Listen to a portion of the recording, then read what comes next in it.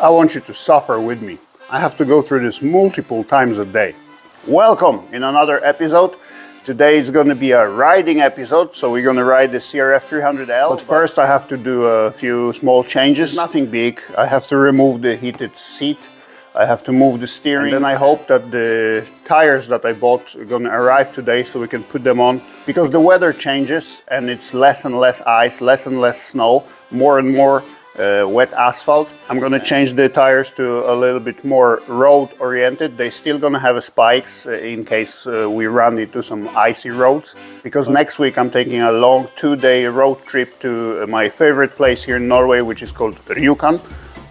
Oh, now I have to wash the bike. I don't like the weather like today because you don't know what to expect. I rather have -20 or +20, at least I know what's going on. Some places are wet, some places are dry, some places are slippery, and you just don't know what to expect. You have to be a little bit more focused on the behavior of the bike than on the scenery that we can watch. But we're gonna ride anyway. And because I suffer every day from the slowest gait on the planet, I want you to suffer with me one more time.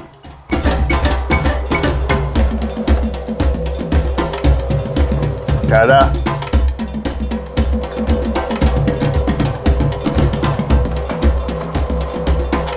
Still not closed. Still going. It's not over. Still not closed. Not yet, it's still moving. Now it's stopped. Jesus. Now, quick message to the people who actually own CRF300L, CRF300 Rally, 250L, 250 Rally, doesn't matter, the previous models, they more or less the same.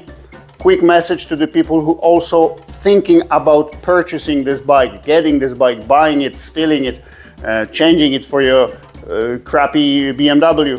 If you watch some of my videos, you might think he bought the brand new bike and the bike is in the workshop on the bench every single week. Not true. The bike is on the bench and is in the workshop every single week because I'm an idiot and I want to do it. I want to change all those things. I want to do all those modifications. I'm doing it because I want to, not because the bike needs this, okay? So if you buy this bike, secondhand or used, I promise you, you will have no trouble with this bike. It will not have to go to the workshop every single week. You're not gonna have to have it on your bench every single weekend. If you buy it box standard, brand new bike, you're just gonna enjoy this bike for years. All those issues I have with the bike, we can say I created them myself because this is just what I do. When I get a new bike, I'm too happy with it and I have to mess something up.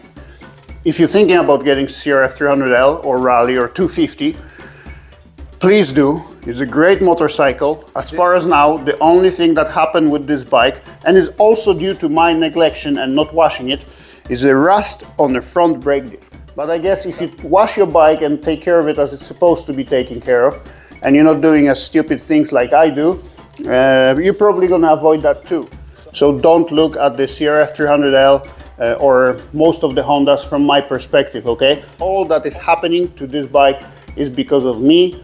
If I kept it original and I don't want to do anything, this bike will still look brand new. It will be working perfectly for many, many years to come. So if you're thinking about getting CRF300L or Rally or 250, please do. Now the bike has a check engine light, again, because of me. What happened is that I left the heated seat on for the whole night and the battery ran out down all the way to 1 volt. I saved it because it's new battery, so I was able to charge it. It runs fine, no problem. But because of the low voltage, all those little electronic sensors and gizmos, they send the signal to the ECU that the voltage is too low. So now I have a bunch of fault codes. So what we have to do is connect the diagnostic, delete the fault codes.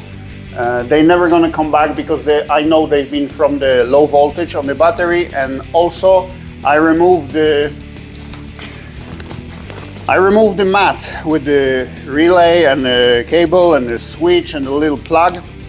Why did I remove it? I used it a few times on the Tenere, but surprisingly on that bike, I used it once. I was driving at -22 and I completely forgot I even had it. I didn't need it. So mat is off, So we're going to connect the diagnostic now, delete all the fault codes that have been sent from all the electronics gizmos because of the low voltage. And as you have seen on the other side of the bike, I put the aftermarket exhaust back on. We're going to move the steering a little bit towards me. Then we're going to hope that the Anarchy Wild spike tires going to arrive today so I can put them before I go on the ride. If not, I'm going to have to go and ride on the tires I have now. There's a lot of asphalt coming out, there's almost no ice on the road, so we're going to be floating all over with those off-road tires. I also got those motocross tires with the much longer spikes. We're going to put them on the bike in 2 weeks because I'm planning to go to my local motocross track and have some fun. And then in the future, Ural Boxer engine swap is coming. So if you're a fan of the old Soviet boxers, you're going to swap this engine on the bike that stands outside.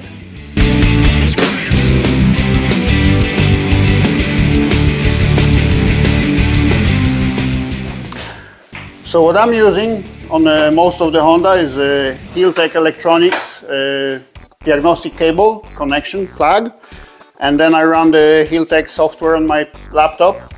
But this Honda have a 6-pin new connector, and my Heeltech it's 4-pin old connector. Lucky for me, I also have a new one with the 6 connectors.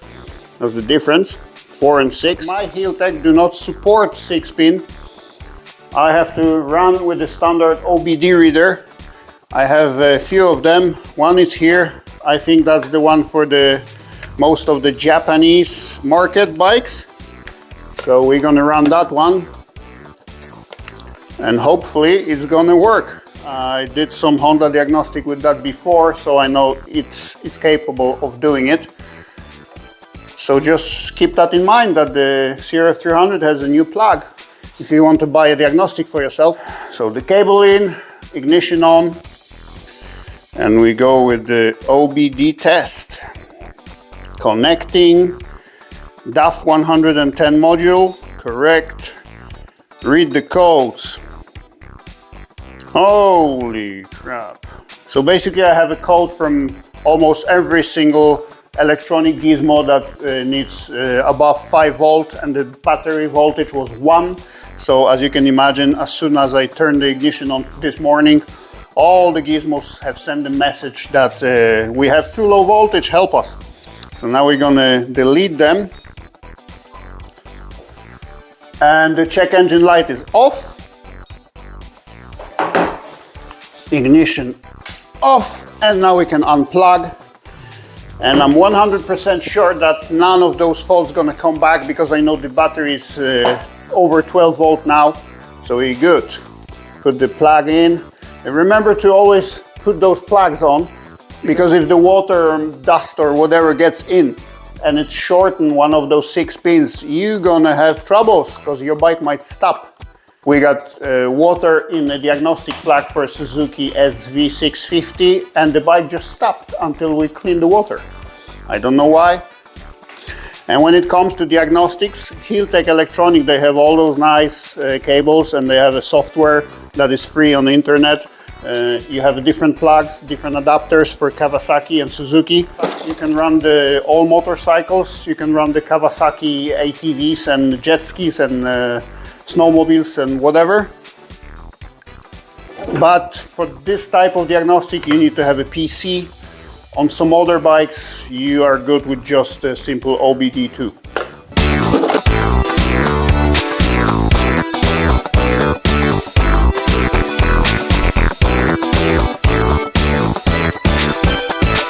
So the steering is a little bit more towards me. I hope this is going to be good enough. I have to put the spacer on the silencer bracket because I noticed that it's going to touch the wheel. The fault codes are clear, they're not coming back. The battery is charged, the mat from the seat is removed. So we are good to go. Let me change up and hit the road.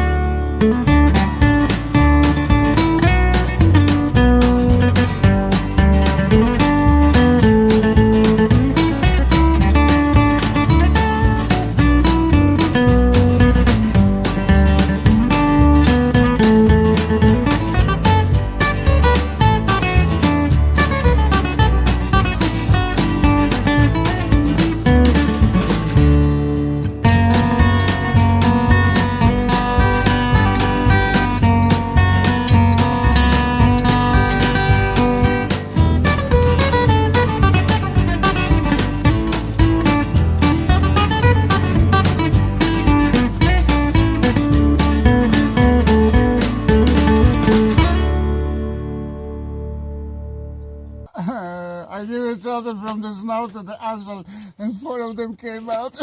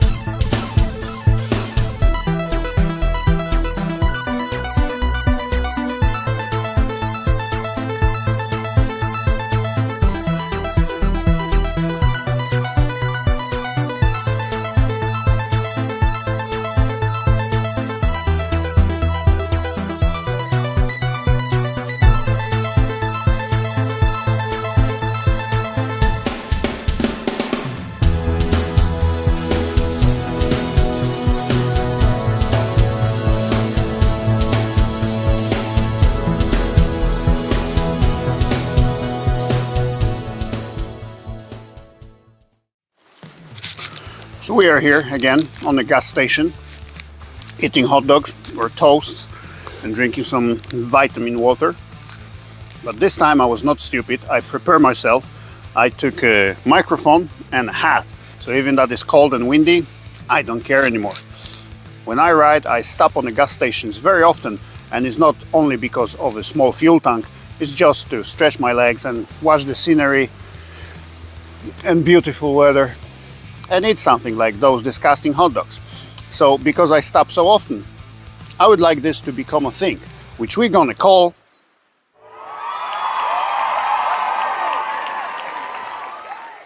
and I call them gas talks because I'm on the gas station talking. So in the future, leave a comment under this video what you want me to talk about in the next segment of the gas talks. So last time, even though you didn't hear me properly, I guess, because I didn't have a microphone, you haven't heard me very well in the last episode of gas talks, which haven't been called that yet because I haven't invented it yet. I was talking about food and how not to eat before you go and ride, especially in the cold, because all the energy from your body will go to your digestive system. Try to digest the food you just eat, and less will go to heat up your body. So don't eat food when you ride motorcycle in the winter. Don't do that. Now in today's gas talks, I want to talk about size of your engine, because the size is important and don't let anybody tell you anything different. Size is what matters. Size is the most important thing on this planet. Name one thing that is better smaller than bigger. So I had many motorcycles before, and I noticed that gradually I'm going lower and lower in the capacity of my engine. And that is because when the capacity of your engine goes down, usually the weight goes down. And that's very important if you want to do any type of off-road riding. If you want to know what I'm talking about, take a 125 two-stroke motocross bike, drop it in the mud, and then take your GS with 3 side cases and drop that one in the same mud. Try to lift them up by yourself. You're gonna know what I'm talking about. I used to have 1150, I used to have 1200 GSs, I used to have Tenere, standard T7, and the word rate. Tenere was close to 200, the word rate was 220, and the GS, depending on the setup and accessory, it can go easily to 300 kilograms. And this is a bike that is not very easy to lift up, especially if you drop it somewhere over there.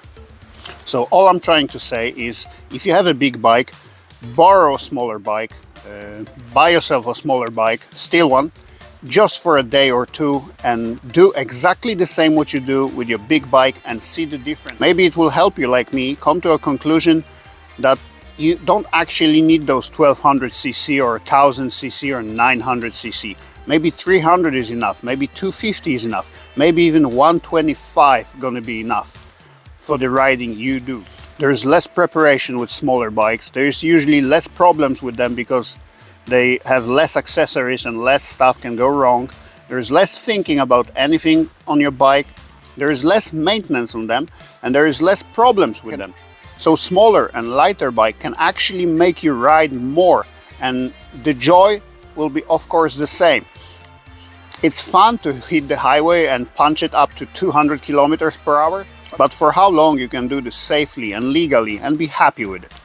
So if you're thinking about going down in the weight and the capacity of your engine, even losing 1 or 2 cylinders, you ride a motorcycle, you probably have some friends with different bigger bikes. Tell them to change for 1 day or 2. They're gonna be happy to try your GS, they're gonna be happy to try your Tenere, and you're gonna have a chance to try a 300 or 250cc or even 125. And you're gonna notice that you're capable of doing much more things with the bike, think much less about the bike, and have the same amount of joy from the motorcycle. So a conclusion of today's gas talk is to try a smaller bike, see if it works for you. Of course, if you're using your bike only on road and you're using it for a long fast trips with a loss of luggage and a passenger, and you're not thinking about going up there, yeah, there is no point to go down in the capacity of your engine. But if you want to have fun, if you use a motorcycle because they give you joy and pleasure, think about trying a smaller bike, and maybe just like me, you're gonna grow out of the big motorcycle. Big, heavy, powerful engines and pointless horsepower. Do you really need 150 horsepower to go for a small trip or go fishing? I don't think so. Try a smaller bike.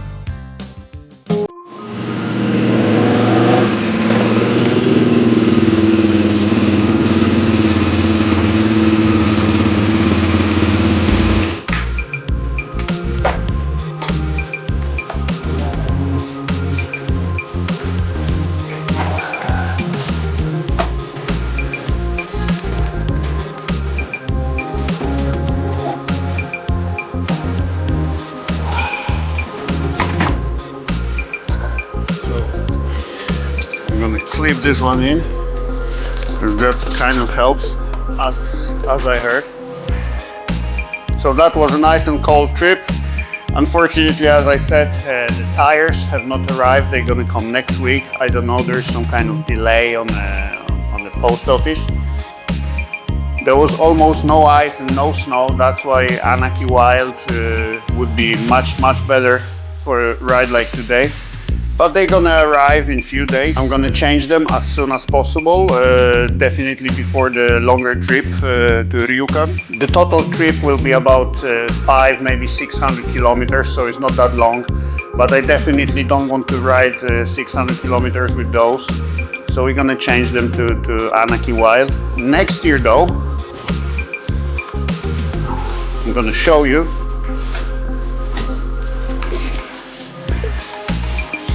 Here is a Metzeler Caro 4. They look good. They're kind of big. I wish to try them with the spikes in the winter, but I really want to try the Mutant, Dunlop Mutant. I never ride on those. I never tried them. I wish to see them with the spikes. And what's weird, they have a M+S mark, which means they're good for mud and snow. I wish to get them with the spikes and try them at least once or twice. There is a company here in Norway that you can send any tire you want and they're gonna put the spikes for you. They do this with the heat and special glue, so the spikes sits very, very well in the tires. It's kind of expensive because usually to put the spikes in one tire, it costs as much as the tire itself. But some tires are just not made with the spikes originally from the factory. Like for example the Mutant, I don't think they make them with the spikes. Or maybe they do, let me know if you know.